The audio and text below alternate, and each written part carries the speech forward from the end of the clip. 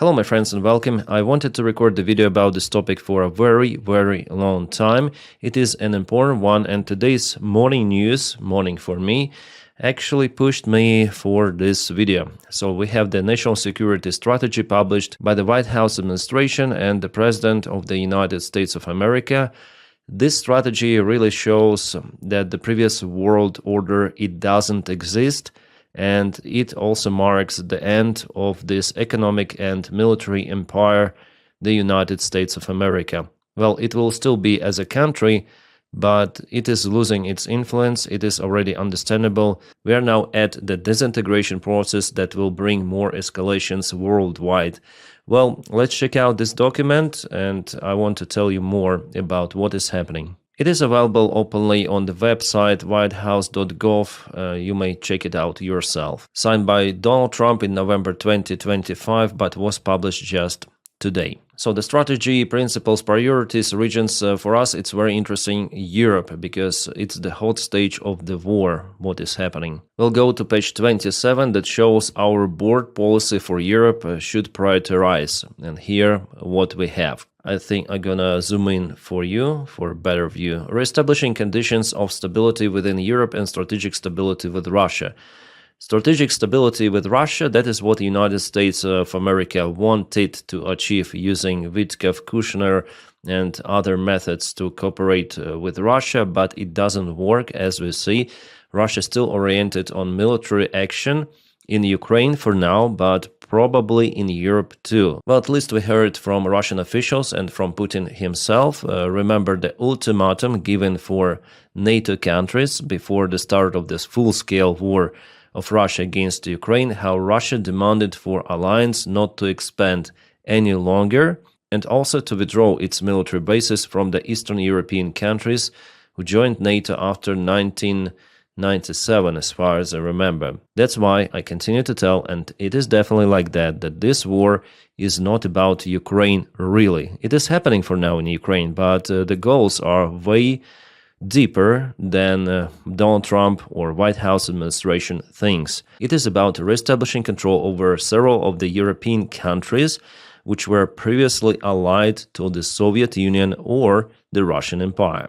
In Ukraine, Putin started the war because he thought that the goal is achievable very fast using military action, but in fact it is not like that. And we have one more confirmation. Probably in this video I'm gonna show you the interview with one of the main Russian generals who definitely stated that it was the mistake of the Russian command to start the war just like that, without proper supplies, without understanding that in Ukraine there will be a resistance. They thought that 70% people, they really supported Russian regime, and just 30% they could possess some of the threat or resistance for Russian forces. Okay, what is next? Enabling Europe to stand on its own feet and operate as the group of allied sovereign nations, including by taking primary responsibility for its own defense without being dominated by any adversarial power. So, in other words, enabling Europe to stand its own feet means that in case of the direct threat or direct confrontation with Russia,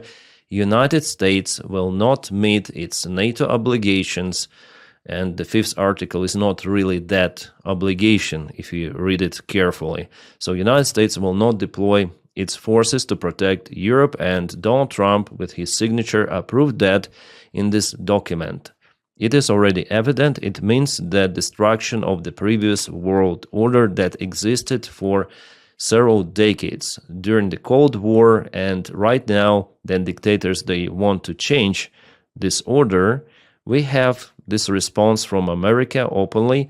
In case something happens to our allies, we're not gonna be involved. No, rely on yourself. But the problem with that Europe for now, it cannot defend itself. If Russia starts the war against Baltic countries or some other countries, Russia has a very big chance to win some of the confrontation. Yeah, not globally, but Russia may annex lots of the European territories, and this escalation will not be met with the proper defense. If Putin, for example, starts it in the next couple of years, Europe will not respond promptly, and the Europeans themselves, they openly say about it. Their intelligence services, their politicians. That's why they're always afraid, afraid to escalate. Should we give Ukraine tanks?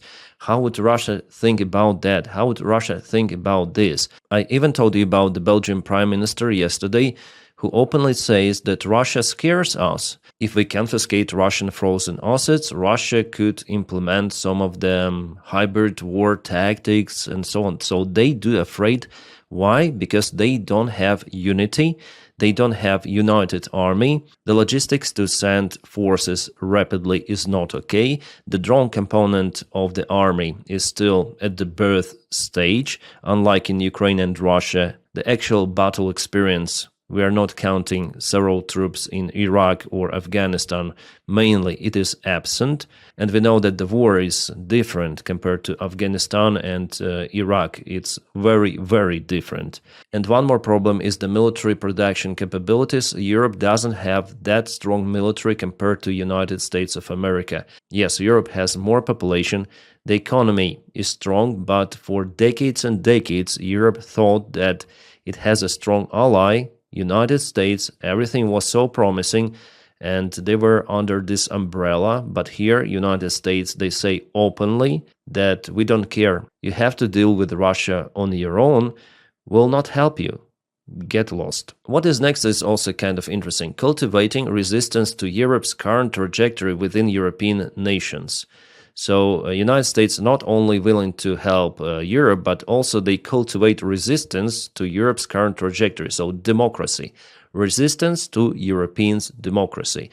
The United States doesn't even see Europe as its own ally. Next, opening European markets to United States goods and services and ensuring fair treatment of United States workers and businesses. Yesterday, JD Vance was screaming loud because the European Union may apply some of the fines against X platform, the Twitter social media owned by Elon Musk, and the fine could be up to several €100 million. So JD Vance was screaming, how is it possible? They again fight against freedom of speech or something like that. And remember that speech of, again, JD Vance, which he gave in Munich, that definitely shocked European politicians. And I also remember how Donald Trump, even during his election campaign, said that he will encourage Putin to attack European allies. It doesn't sound that dystopian any longer. It could be even a reality, judging on what influence Russia has nowadays in the White House through its own spies or just useful pro-Russian idiots who propel Russian narratives and who brainwash not just Donald Trump but entire American deep state. Yeah, Donnie said that he gonna fight deep state, but he became the deep state himself, and that state is collapsing United States itself. And Witkoff, Kushner is what we see at the surface. The influence of Russia is way deeper into American political life. And unfortunately, White House administration cultivates that influence even more. Next, building up healthy nations. What does it mean, healthy nations? It's hard to say this. Yeah, after all, it's made in the White House, so they're not so competent. Healthy nations of Central, Eastern, and Southern Europe through commercial ties, weapon sales, political collaboration, and cultural and educational exchanges. Blah, blah, blah about nothing. But this one is interesting. Ending the perception and preventing the reality of NATO as a perpetually expanding alliance. So United States themselves is against expansion of NATO, which is the only institution, potentially, theoretically for now, capable to withstand against the Russian military aggression and stop Russia fully. Also, it has a nuclear capability. So not only United States say that they will not participate in NATO protecting NATO members, but they also say that they will veto, actually, preventing NATO in its expanding. So no longer new members, everything of that will be blocked by the current, at least current White House administration, and that trend may go very, very deep. You may say that, okay, Dennis, in 3 years everything might change. Yes, there is a little chance for that too, but in the coming 3 years, it's gonna be too late for the changes. And Putin understands that he has this window to act, that there will be no backup from the United States, and that he might go to Europe or he might escalate in Ukraine somehow even more with everything he has, including red buttons, and still there will be no response from NATO or from the United States of America. Basically, United States with NATO, they're doing the job for Russia. Russia was against expansion, and the United States under Trump, they say, okay, we will not expand, we will not take any more new members. If Donald Trump was the president previously, he would not take Finland and Sweden into NATO. It's already evident. Next, encouraging Europe to take action to combat mercantilist overcapacity, technological theft, cyber espionage, and other hostile economic practices. Okay, whatever. This is also interesting. We want Europe to remain European, to regain its civilization self-confidence and abandon its failed focus on regulatory suffocation. Yeah, basically they want far-right parties to win, like, for example, it nearly happened in Romania, and also they are friends with Orban, and basically it's the ideological background to push European European partners. White House says that Europe is in lack of the self-confidence, is most evident in Europe's relationship with Russia. European allies enjoy significant hard power advantage over Russia by almost every measure. Poor Russia. As a result of Russia's war in Ukraine, European relations with Russia are now deeply attenuated, and many Europeans regard Russia as an existential threat. It is definitely like that, Donny. Managing European relations with Russia will require significant United States diplomatic engagement, both to reestablish conditions of strategic stability across the Eurasian landmass and to mitigate the risks of the conflict between Russia and the European states. But you make it happen by withdrawing your credibility in NATO, saying openly that Europe should defend itself and not going to help it.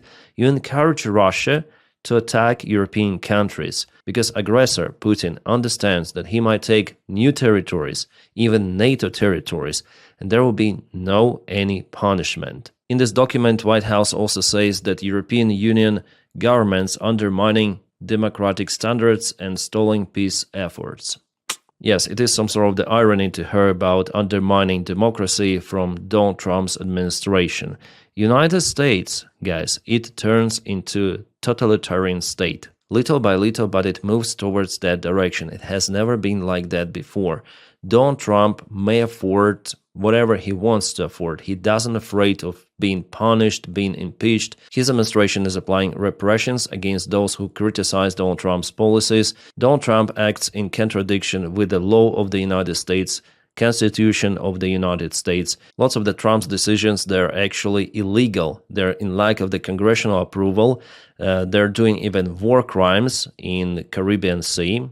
You know, the scandal with Hexit. And all of the political life is surrounded around one personality, Donald Trump himself. And that is very dangerous. It's not about, let's say, Donny fully, because after all, Donald Trump is very old. He will be gone very, very soon. But this situation creates the background for United States to go very, very dark side. And as I say to you, United States is losing its influence by betraying its allies, betraying Ukraine. European officials already stated about it openly in private conversations, but still this information was leaked. So the current administration is the worst possible under the threats happening in the world. And United States, well, it's already lost the influence. It's already not that huge influential states. Other countries, they cooperate now more against United States of America. We saw this big parade in China with dictators in the front, so they are propelling the new world order, and the rest of the countries will cooperate with them to dismiss the current world order. It simply doesn't exist, as I told you. The base of the old order was built by the United States of America, democratic institutions, but also with implementation of the rule of force, strong military, strong economy, lots of the allies around the world who purchase oil using American money, United States dollars. Even the last year, there were warnings that countries like Saudi Arabia will not rely solo on the United States dollars in its oil trades. And actually, that is one of the main components of United States dollars to be the global reserve currency. trade, and the mighty force of the United States Army. You have to purchase most of the resources using American currency, otherwise United States Army is kind of capable. But now, not any longer, United States is shrinking down to some sort of the regional state. Without the global dominance, it means that the United States is losing its influence that it cannot afford.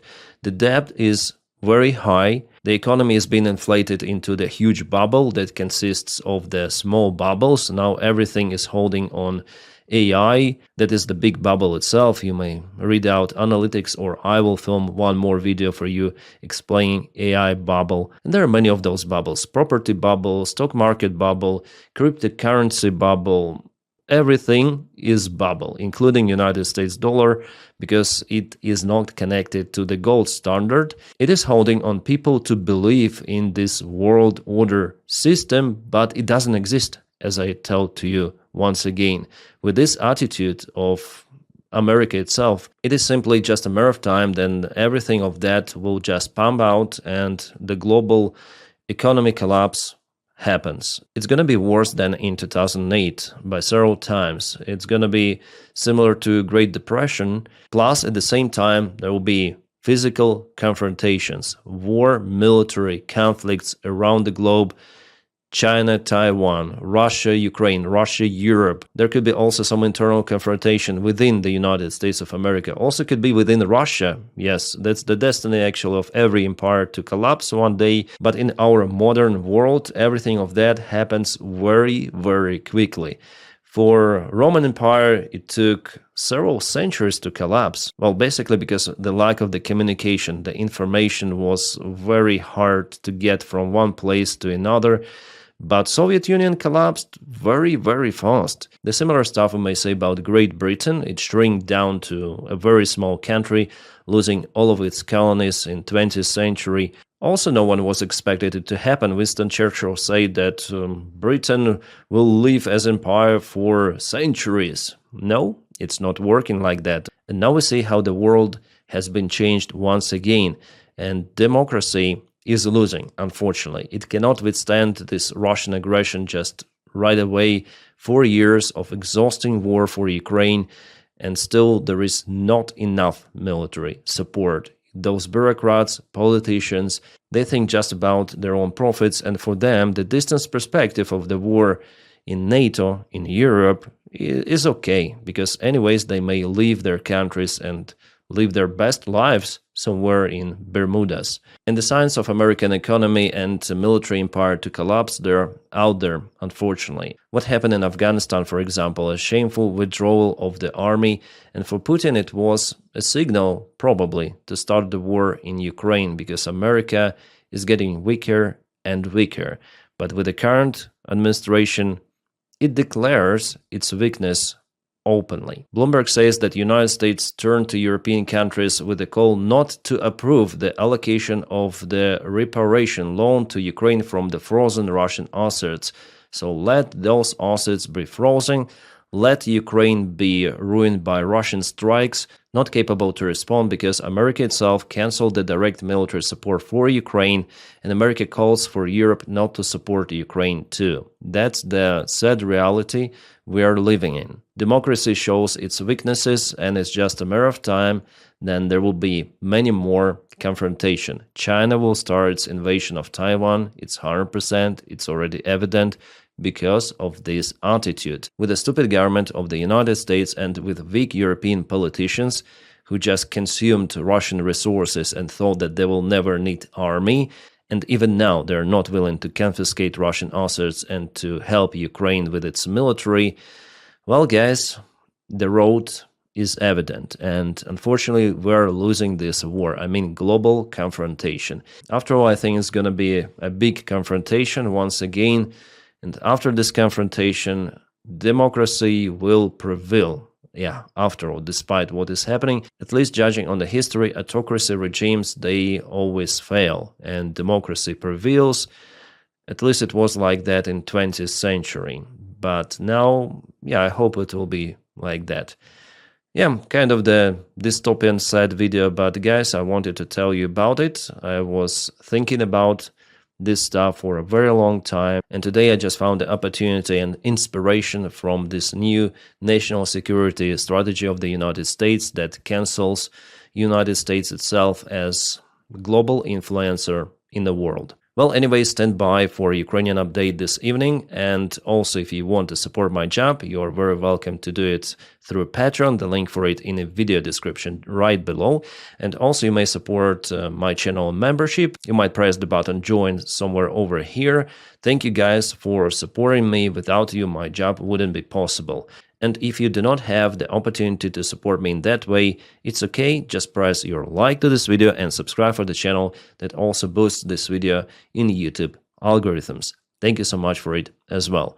My friends, I wish you all a peaceful sky wherever you are, and have a great time.